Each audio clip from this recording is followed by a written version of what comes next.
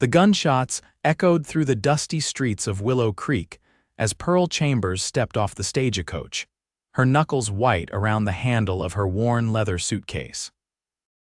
It was 1876, and she had come west with nothing but determination, and a letter promising a teaching position in a town that looked far more dangerous than the advertisement had suggested. A man lay bleeding in the dirt not 20 feet away, moaning as the town doctor hurried toward him. The shooter, a tall figure in a black hat, holstered his pistol with practiced ease and turned away without a second glance. "That's Nathan Vaughn," whispered the elderly woman who had sat beside Pearl on the journey. "Owns the biggest ranch in the territory. Shot that poor fool for cheating at cards. They say he's got ice in his veins." Pearl swallowed hard, gathering her skirts to avoid the trail of blood as she made her way to the boarding house. This was not the fresh start she had envisioned when she left Boston. Within days, everyone in Willow Creek knew of the new schoolteacher with her proper Eastern accent and spotless white gloves. Pearl quickly discovered that her predecessor had fled after the schoolhouse was vandalized by rowdy cowhands. The mayor assured her such incidents were rare, but the tremor in his voice suggested otherwise. "The children need learning," he said, mopping his brow despite the cool spring air. "And the town council has arranged for protection." The protection arrived the next morning as Pearl was arranging her modest collection of books on the shelves of the one-room schoolhouse. The door swung open with such force that it slammed against the wall, making her jump. Nathan Vaughn filled the doorframe, broad-shouldered and imposing. His face was partially obscured by the shadow of his hat, but she could make out a strong jaw darkened by stubble and eyes the color of a thunderstorm. "Miss Chambers," he said, not a question but a statement. "I understand you need someone to keep the peace." Pearl straightened her spine. "Mr. Vaughn, I presume, your reputation precedes you." "Does it now?" A muscle twitched in his jaw. "And what reputation would that be? That you are a man who solves problems with his pistol rather than patience." He removed his hat, revealing dark hair that curled slightly at the nape of his neck. "The town council asked me to ensure no harm comes to you or this schoolhouse. My men will take turns keeping watch." "Why would you agree to such an arrangement? Surely a man of your stature has more important matters." Something flashed in his eyes, anger perhaps, or something deeper. "Education matters, Miss Chambers, even out here." He turned to leave, then paused. "My ranch hand's children will be among your students. I expect them to be treated fairly, despite your obvious opinions about their father." Before she could respond, he was gone, leaving only the lingering scent of leather and sage. The next day, 14 children of varying ages arrived at the schoolhouse. Pearl was surprised to find Nathan Vaughn himself stationed outside, a rifle across his lap as he sat in a chair tilted back against the wall. "Is that necessary?" she asked, gesturing to the weapon. "In these parts?" "Yes, madam, it is." His presence became a fixture, though the man himself remained an enigma.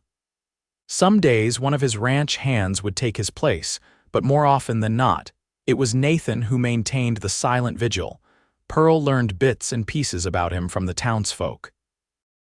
He had come west as a young man, built his ranch from nothing, and now employed half the men in the county. He was fair with his workers but ruthless with his enemies. Widows in town spoke of mysterious baskets of food that appeared on their porches. Ranch hands whispered of a boss who worked alongside them in the worst weather but never spoke of his past. 3 weeks into the school term, Pearl stayed late to prepare for the next day's lessons. As she locked up, she found Nathan waiting, his horse saddled beside him. "It's getting dark," he said. "I'll escort you to town." "That won't be necessary. It wasn't an offer." Pearl pressed her lips together, annoyed at his commanding tone yet strangely comforted by his presence as they rode side by side through the gathering dusk. "Why did you come west, Miss Chambers?" he asked suddenly. The question startled her. It was the first personal inquiry he had made. "I wanted to make a difference," she said, "and perhaps find something I couldn't back east." "And what might that be?" "Purpose. Independence." she hesitated. A place where my past doesn't define me. His eyes met hers briefly. We have that in common, then. They rode the rest of the way in silence, but something had shifted between them. The following Saturday, Pearl ventured to the general store to purchase supplies. As she was leaving, 3 cowboys blocked her path, liquor on their breath despite the early hour. "Well, ain't you a pretty thing?" the tallest one slurred. "Too pretty to be wasting time teaching brats." Pearl clutched her packages tighter. "Excuse me, gentlemen." They didn't move. "How about we show you some real Western hospitality?" Before she could respond, a shadow fell across them. Nathan Vaughn stood behind her, his presence sudden and imposing. "I believe the lady asked you to move," he said quietly. The cowboys sobered instantly. "Sorry, boss. Didn't know she was with you." "She isn't with anyone. She's the schoolteacher, and you'll treat her with respect." His voice remained even, but there was steel beneath the calm. "Now apologize properly." The men mumbled awkward apologies and scattered. Pearl turned to thank Nathan, but the words caught in her throat. His expression wasn't the cold mask she'd grown accustomed to. Instead, there was concern and something that looked almost like tenderness. "Are you all right?" he asked. "Yes, thank you." She gathered her courage. Would you care to join me for tea? As a thank you." Surprise flickered across his face before he nodded. "I'd be honored." They walked to the small boarding house where Pearl rented a room. The landlady raised her eyebrows at the sight of Nathan Vaughn but said nothing as Pearl led him to the small parlor. Over tea, Pearl learned that Nathan had lost his parents young, worked cattle drives as a teenager, and saved every penny to buy his first plot of land. "People think the West is lawless," he said, "but there's a code out here. Protect what's yours. Stand by your word." "And what is yours, Mr. Vaughn?" The question slipped out before she could stop it. His eyes met hers. "Land, loyalty, not much else." "No family," a shadow crossed his face. "Not anymore." Before she could inquire further, he stood. "Thank you for the tea, Miss Chambers. I should be going." At the door, he paused. "There's a social at the church next Friday. Would you permit me to escort you?" Pearl felt her cheeks warm. "Yes, I would like that." Word spread quickly that the Heartless rancher was courting the schoolteacher. Pearl endured curious glances and not-so-subtle questions from her landlady and the other women in town. "Be careful with that one," the mayor's wife warned. "They say he killed a man in Colorado before coming here. Shot him dead over a woman." "Gossip," Pearl replied, though the seed of doubt had been planted. Friday evening, Nathan arrived promptly, dressed in a clean shirt and vest, his hair slicked back. He looked different, less the intimidating rancher and more the gentleman. At the social, they danced twice, his hand warm and sure at her waist, his movements surprisingly graceful for such a large man. Pearl noticed how the other ranchers deferred to him, how mothers pulled their daughters close when he passed, how the town seemed to hold its breath around him. "Why do they fear you so?" she asked as they stepped outside for air. Nathan's jaw tightened. "Fear keeps the peace sometimes." "Is that what you want, to be feared?" "What I want." He looked at her then, really looked at her, and Pearl felt her heart quicken. "What I want hasn't mattered for a long time." The moment was broken by shouts from inside. A fight had erupted between 2 drunk cowboys. Nathan stepped between them with practiced ease, his voice low but commanding as he separated them. There was no violence, no gun drawn, only the quiet authority that seemed as natural to him as breathing. Pearl watched, seeing a different man than the cold-blooded killer of town gossip. As spring turned to summer, Nathan became a regular visitor at the schoolhouse. He brought books for the children, repaired broken furniture, and sometimes just sat quietly while Pearl graded papers. They developed a routine Sunday rides, occasional dinners at the hotel restaurant, conversations that grew deeper with each meeting. Pearl learned that Nathan read Shakespeare, that he had a scar on his left palm from breaking a wild horse, that he hummed tunelessly when lost in thought. She told him of her family back east, of the scandal that had driven her west, a broken engagement to a man who had proven false. "He wasn't worthy of you," Nathan said simply when she finished her story. One hot July afternoon, Nathan invited Pearl to see his ranch. They rode for an hour beyond town, cresting a hill to reveal a sprawling property, a large main house. Bunkhouses, barns, and corrals spread across a verdant valley. "It's beautiful," Pearl breathed. "It's home," Nathan replied, something like pride softening his features. He showed her the stables, introduced her to his foreman, and finally brought her to the main house. It was surprisingly elegant inside, with polished furniture and bookshelves lining one wall. "My mother taught me to read by lamplight," he explained, seeing her surprise at his library. "Said a man's mind needs feeding as much as his body." In the kitchen, an older Mexican woman named Alina greeted them warmly. "So this is the teacher who has captured our patron's attention." Nathan's cheeks actually colored. "Alina, please." "It's about time," Alina continued, ignoring his discomfort. 10 years I've cooked for this man, and never once has he brought a lady home." Over a delicious meal, Pearl noticed photographs on a side table, a woman with Nathan's eyes, a stern-looking older man, and a younger Nathan with his arm around a slender youth. "My parents," Nathan explained, following her gaze. "And my brother, James." "Where's he now?" Pearl asked. Nathan's expression closed. "He died 7 years ago." The pain in his voice stopped her from asking more. As they rode back to town in the gathering dusk, Nathan was quieter than usual. When they reached the boarding house, he helped her down from her horse, his hands lingering at her waist. "Thank you for today," Pearl said softly. "Pearl." Her name on his lips sent a shiver through her. "There are things about me, things you should know." Before he could continue, the boarding house door opened, spilling light onto the porch. "Miss Chambers." "A telegram came for you," the landlady called. The message was brief but devastating. Her father had suffered a stroke. She was needed at home immediately. Nathan arranged everything, securing her passage east, finding a temporary replacement for the school, personally escorting her to the stagecoach the next morning. "All right," she promised, fighting tears. He nodded, his expression carefully controlled. "I'll be here." Boston was suffocating after the open spaces of Wyoming territory. Pearl tended to her father, watched him slowly recover, and found herself dreaming of dust and sage and storm-gray eyes. Nathan's letters came regularly, brief at first, then longer as the weeks passed. He wrote of the ranch, the town, the changing seasons. Between the lines, she read his loneliness, his waiting. 3 months after her departure, Pearl received a letter different from the others. Inside was a newspaper clipping dated 7 years earlier. Tragedy at Circle V Ranch. James Vaughn killed in shootout. Brother Nathan Vaughn cleared of all charges in self-defense ruling. Nathan's accompanying letter was painfully honest. "My brother became addicted to gambling and drink. He stole from the ranch, threatened Alina when she caught him. That night he came at me with my own gun.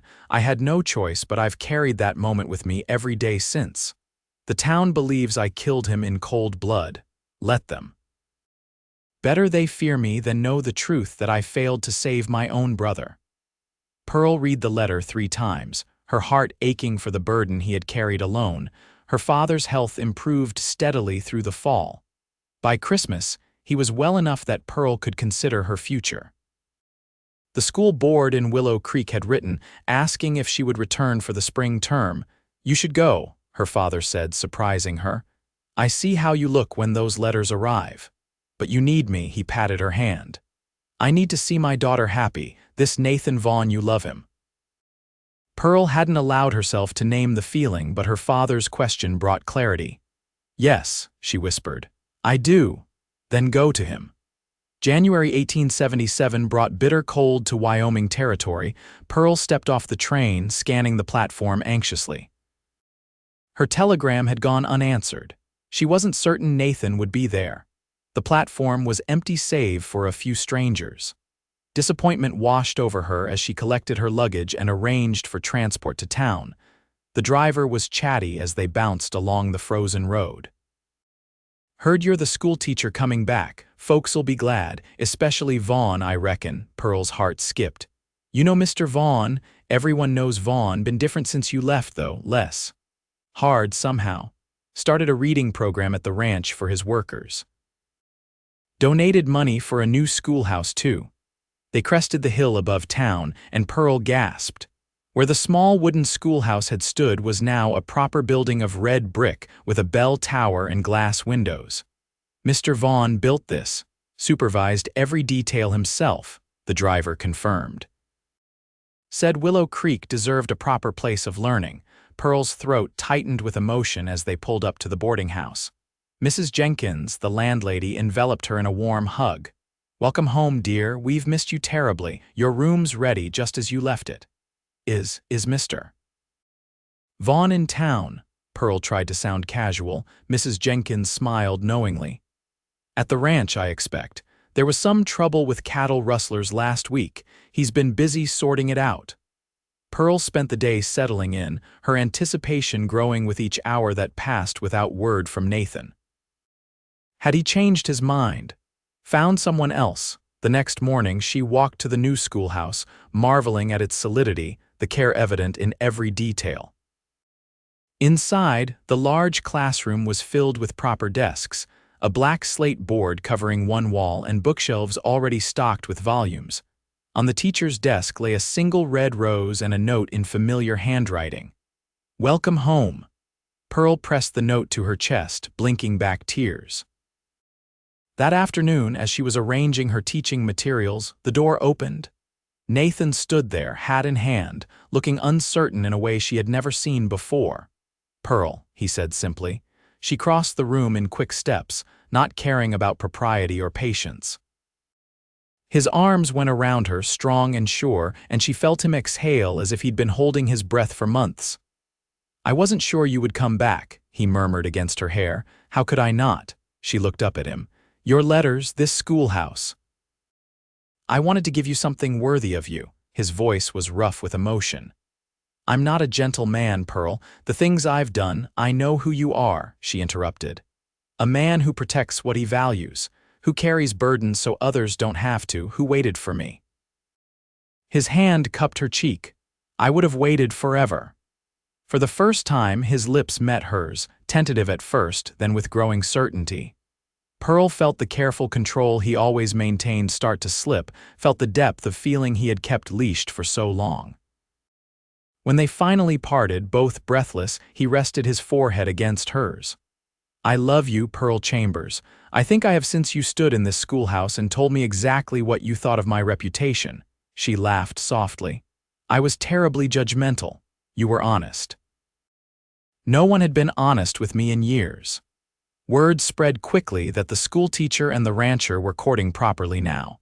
Pearl noticed a change in how the town regarded Nathan, still with respect, but less fear. He began attending church, joined the town council, showed a side of himself that few had glimpsed before. Through the winter and into spring, their courtship deepened. Nathan was unfailingly respectful, never rushing her, always mindful of her reputation. They rode together on Sundays, dined with the mayor and his wife, attended socials where Nathan danced only with Pearl. The children adored him, especially after he brought a new foal to the schoolyard and patiently helped each child take a turn sitting on its back. Pearl watched him, this supposedly heartless man, gently lifting a small girl with braids, his large hands careful and kind, and felt her heart swell with love. In April, as wildflowers bloomed across the prairie, Nathan took Pearl on a picnic to a secluded spot overlooking a creek on his property. "I've been thinking," he said as they sat on a blanket beneath a cottonwood tree, "about the future." Pearl's pulse quickened. "Have you, this land? It's always been just land to me, something to build, to prove myself with." He took her hand. "But lately, I've been seeing it differently. As a home, a place for a family." He reached into his pocket and withdrew a small velvet box. Inside nestled a diamond ring, modest but brilliantly clear. "I'm not asking you to answer today," he said quietly. "I want you to be sure, to know exactly who and what I am." Pearl closed the box gently and placed it back in his palm. His face fell, but before he could speak, she placed her fingers against his lips. "Ask me properly, Nathan Vaughn. Hope dawned in his eyes. He slid from the blanket to one knee, holding the ring before her. "Pearl Chambers, would you do me the honor of becoming my wife? I promise to protect you, provide for you, and love you until my last breath." "Yes," she whispered, tears spilling onto her cheeks. "Yes, I will marry you." As he slipped the ring onto her finger, his hands trembled slightly. This man who could break wild horses and face down armed outlaws. Undone by her acceptance. They were married in June, in the church filled with wildflowers. The entire town attended, along with ranchers from miles around. Nathan's ranch hands stood awkwardly in clean shirts, beaming at their boss and his bride. Pearl wore her mother's lace veil and carried blue lupines gathered from the prairie. Nathan, in a new black suit, looked at her as she walked down the aisle as if she were a miracle he couldn't quite believe. They spoke their vows clearly, promising to cherish and honor each other through all of life's seasons. When the preacher pronounced them husband and wife, Nathan kissed her with restrained tenderness, mindful of their audience. The celebration afterward was unlike anything Willow Creek had seen, tables laden with food, a fiddle band playing late into the night, children running with streamers, cowboys attempting to dance with local girls. As darkness fell, Nathan led Pearl to a waiting carriage. "Ready to go home, Mrs. Vaughn?" The name sent a thrill through her. "Home," she repeated. "Yes." At the ranch, Nathan lifted her into his arms to carry her across the threshold. Inside, she found the house transformed, fresh paint, new curtains, flowers in every room. "Elena and the women from town," Nathan explained, seeing her surprise. "They've been planning for weeks." In their bedroom, nervousness finally overtook Pearl. Nathan must have sensed it, for he simply kissed her forehead and said, "We have all the time in the world." That night and in the nights that followed, Pearl discovered the depth of Nathan's patience. He never rushed her, never demanded, always ensuring her comfort before his own. When she was finally ready to truly become his wife, his tenderness brought tears to her eyes. "I never thought I could feel this way," he confessed in the darkness, his voice rough with emotion. "Like I'm whole again." Summer flowed into fall and Pearl found her place at the ranch. She continued teaching, now with Nathan's full support. She started a women's reading circle, bringing together ranch wives from isolated homesteads. She learned to ride astride, scandalous but practical, to manage household accounts, to navigate the complex social hierarchy of the territory. Nathan watched her bloom with pride and something like wonder. The hardness that had defined him for so long softened in her presence. He laughed more, spent evenings reading aloud by the fire, began planning improvements to the ranch with an eye toward the future. When Pearl discovered she was expecting their first child, Nathan's joy was tempered with fear. "Childbirth is dangerous out here," he said, pacing their bedroom. "Perhaps we should go east, find better doctors." Pearl caught his hand, stopping his movement. "My home is here. Our child will be born here." He knelt beside her, pressing his ear to her still flat stomach. "I never thought I would have this," he whispered. "A family of my own." As Pearl's pregnancy progressed, Nathan became both protective and practical. He hired additional help for the house, arranged for the doctor to make regular visits, and built a cradle with his own hands, working late into the night to perfect every detail. The town watched this transformation with amazement. The man they had once called Heartless now fretted openly about his wife's comfort, carried her parcels, glared at anyone who dared smoke in her presence.